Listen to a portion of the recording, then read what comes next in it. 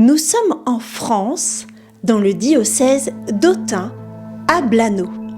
Nous sommes le jour de Pâques, 31 mars 1331, à la première heure.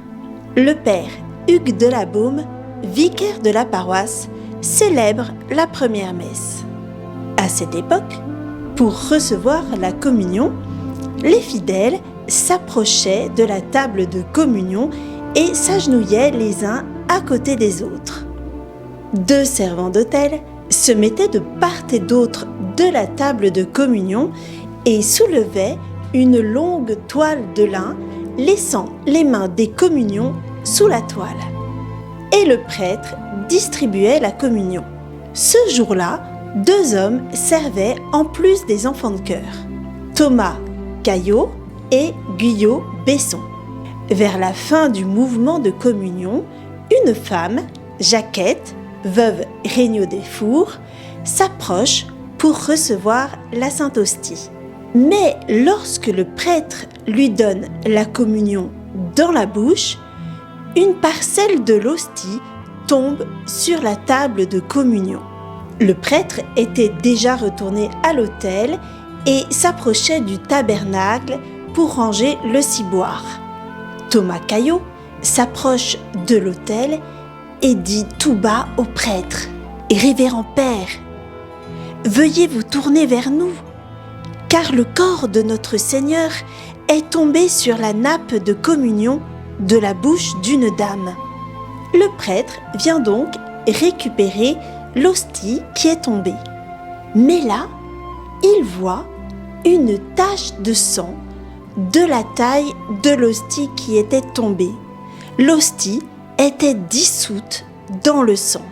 Le prêtre porte donc la nappe à la sacristie et essaie de laver la partie tachée de sang. Mais plus il frotte, plus il lave, au lieu de s'éclaircir et de devenir plus petite, la tache de sang devient plus rouge et plus large. Finalement, le prêtre demande à Thomas un couteau pour découper la partie de la nappe qui est tachée de sang. Puis il la montre aux fidèles et dit : « Bonnes gens, ici, il y a le très précieux sang de notre Seigneur Jésus-Christ. J'ai cherché par tous les moyens à laver le linge et à l'essorer, mais je n'ai pas réussi à le séparer de cette nappe. » Informé, l'évêque d'Autun, Pierre Bertrand, décide une enquête canonique.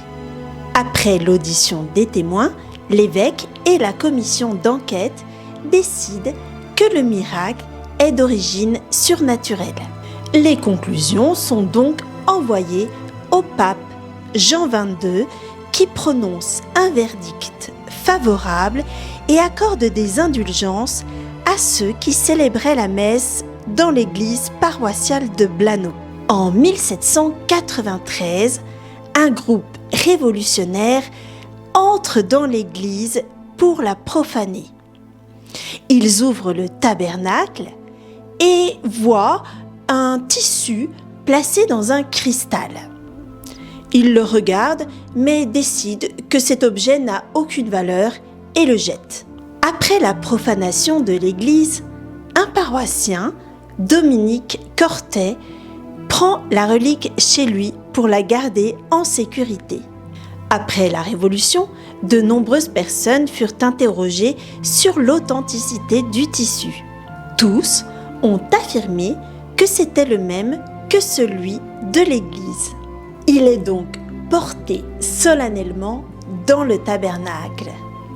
Chaque année, le lundi de Pâques, à la Pentecôte ou à la Fête-Dieu, le tissu, dans son écrin de cristal, est exposé à la vénération des fidèles ou porté en procession.